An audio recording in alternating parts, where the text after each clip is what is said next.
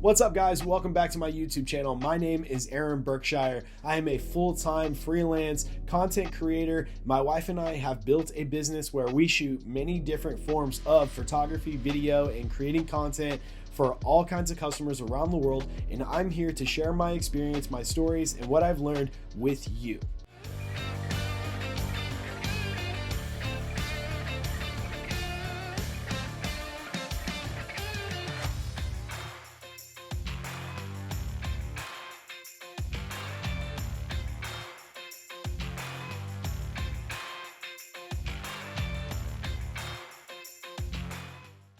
All right, so today we're going to talk about frame rates. I have a lot of friends that are photographers that message me and say, I want to get into video. I want to start shooting video.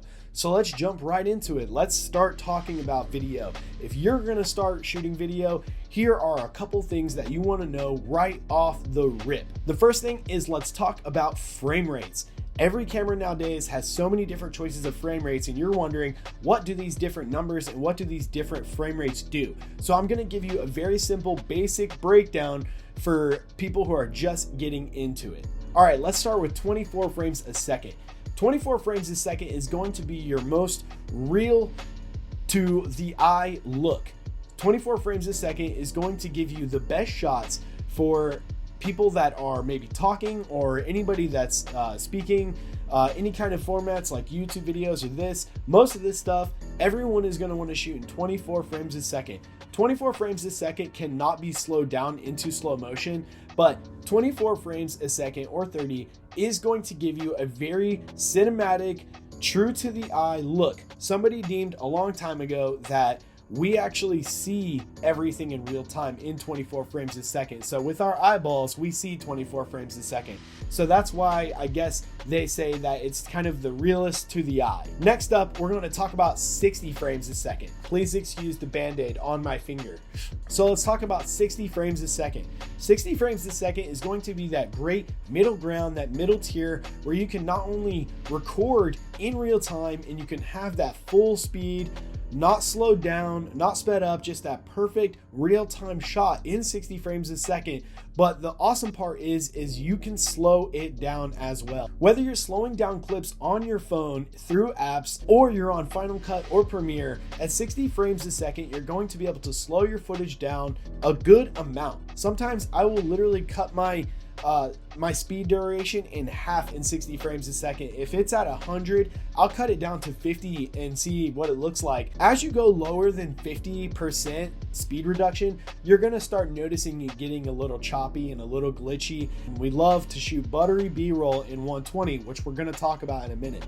But 60 frames a second is going to give you an option to slow down your footage, but you're also going to be able to have that option to just have it in real time. You can speed it up, watch it in real time, and then it's still going to look super cinematic, super awesome. So 60 frames a second is a great middle ground, at least I think. So the last frame rate I'm going to talk about is 120 frames a second. So 120 frames a second is pretty much put into every modern camera nowadays. Whether you're shooting Nikon, Sony, or Canon, you're going to notice that absolutely in 1080, and the majority of them now in 4K shoot in 120 frames a second. Now, Sony does capture audio when you're shooting in 120 frames per second, and it plays back at a regular time. So when you're watching it on your camera in playback, it will play back at a normal time, and it'll play back in your programs post-edit at a normal time, and you can slow it down in post-production. On Canon, it does not capture the audio. So unfortunately and I hope Canon fixes this with a firmware update or something, but when we shoot in 120 frames a second, which is high frame rate on the newer Canons like the Canon R5, it doesn't capture audio. So I only shoot in 120 frames if I'm not worried about capturing audio. I just want that super slow-mo ability and that super B-roll buttery, cinematic B-roll. If that's what I'm going for, then that's what I will shoot in 120. 120 can be slowed down so much. When you drop 120 clips into your post-editing program, Final Cut, Premiere, you start at 100%, but I slow down my clips past 30, all the way down to 20, 30. You can reach an incredible slow motion effect when you're slowing down your frames because you have so many more frames to break up and slow down. So that's what you want to remember, is the higher the frame rate, the more you're going to be able to slow your footage down and have a very buttery cinematic B-roll in slow motion, so the higher frame rate. So when you're shooting at something like 24 frames a second, you're not going to be able to slow down your footage at all. It's going to look super choppy, super glitchy. You don't want to do that. You're going to shoot 60 frames a second if you want the best of both worlds. If you want to be able to slow your footage down a little bit and you also want to have that full time and have your audio, 60 frames a second is a great place. And then of course 120 frames a second is for shooting super slow motion, and depending on what camera you have, it might give you the ability to record the audio and it might not. Okay, so now that we've talked about frame rates, there's one thing I want to talk about that a lot of new up-and-coming videographers, when I talk to them, this is something that they're not aware of.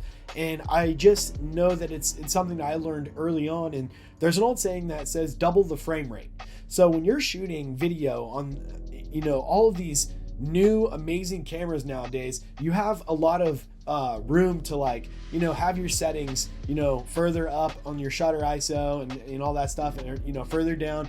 So much range of ability with these new cameras, right? But double the frame rate is something that's so important. You're going to get the best looking video footage when you're shooting double your frame rate on your shutter. So you want to remember that if you're shooting 24 frames a second, you're going to want to be at a 150 shutter, and you don't really want to go any lower or it's going to be choppy. And you can go up a little bit, but you always want to stay true and stay as close to double the frame rate as you can.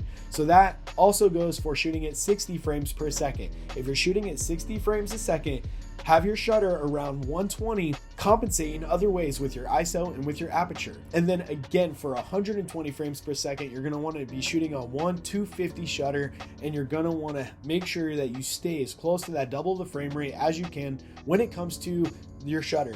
Obviously, when you have a big, huge, wide open lens and a great, prime lens or a low light lens, you can get a lot more light in, and you have a lot more ability with your settings and how far you can go up with your ISO, especially on these newer cameras. But just remember, double the frame rate with your shutter is key. Well, that's it for this video. I hope you guys took something from this. If you're getting into starting video, I hope you take something away from this. If you're a photographer and you like video and you're not wanting to get into it and you just have no interest in video, that's perfectly okay. There's nothing wrong with being a full-time photographer. But if you are trying to get into video, I hope that this advice helped. Feel free to hit me up on any social media. I appreciate you guys so much for watching this video.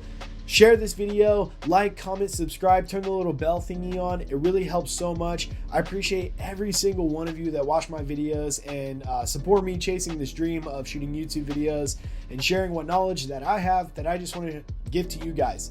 So until the next one, peace.